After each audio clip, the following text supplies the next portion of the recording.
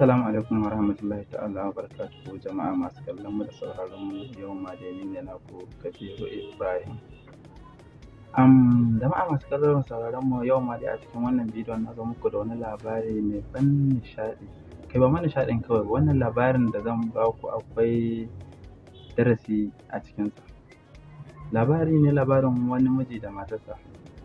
Wataran kawai sai suka ƙudiri niyyar tafiya yawon shaƙatawa a ɗan shiga cikin gari a ɗan yi abubuwan da duk mata da miji sukan yi. Sai suka ƙudiri niyyar tafiya yawon shaƙatawa, kwatsam sai suka tafi gidan zoo, irin gidan ajiyar namomin dajin nan. Ko da suka tafi gidan ajiyar namomin daji sun je suna tafiya ana wasanni, ana duk wani abin da mata da miji dai suke yi na nishaɗi a cikin soyayyarsu. Can sai matar ta ga biri da matarsa suna manne da juna, sun dai runguma juna haka nan dai. Sai matar ta dubi birin ta kalli mai gidanta ta ce, ka duba gani, soyayya iya soyayya, ƙauna iya ƙauna, kamar ba za su taɓa rabuwa da juna ba. Mijin ya kalle ta ya ce bai ta ce komai ba, ya shiru ya rabu da ita. Ta yi tunanin cewar magana da ta faɗa sai ta ɓata masa rai, amma ba haka ba ne, kawai sai shiru ya rabu da ita. Suna tafiya sai suka ga zaki da zakanya, wato mata da miji, su kuma suna zaune ɗaya a gefe can ɗaya a gefen can,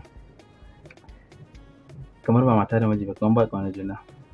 Sai ta ce mai gida kalla gani, kamar ba sa ƙaunar junansu, kuma fa nan hakan mata da miji kamar ba ƙauna a tsakaninsu. Sai mijin ya ce mata ga can dutsen can ɗauki ki jefi ita wannan zakanyar ta macen nan.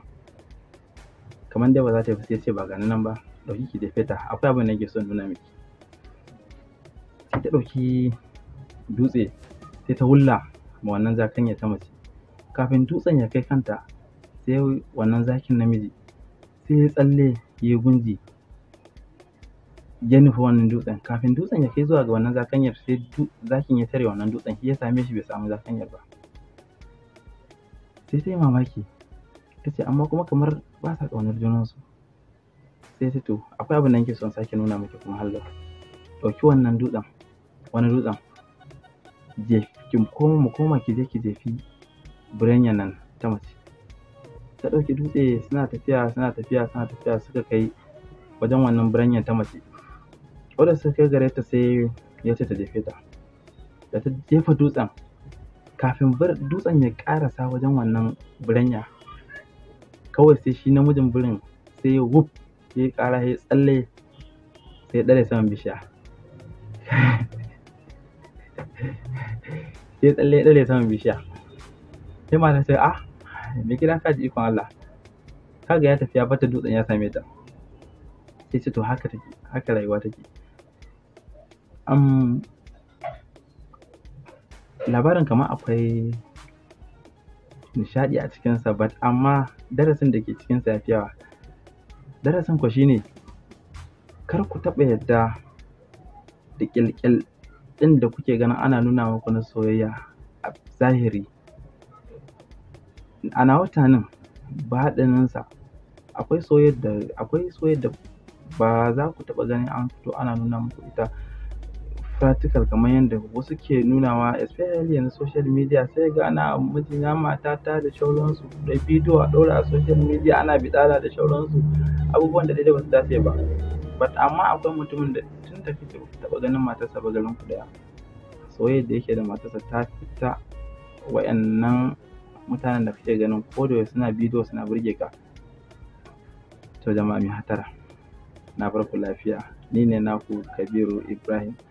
Dala jama'a idan wannan bidiyo ya burge ku daure ku danna mana like, sannan kar ku manta da danna mana subscribing da kuma ƙararrawar sanarwa domin sanar da ku da zarar mun ɗora.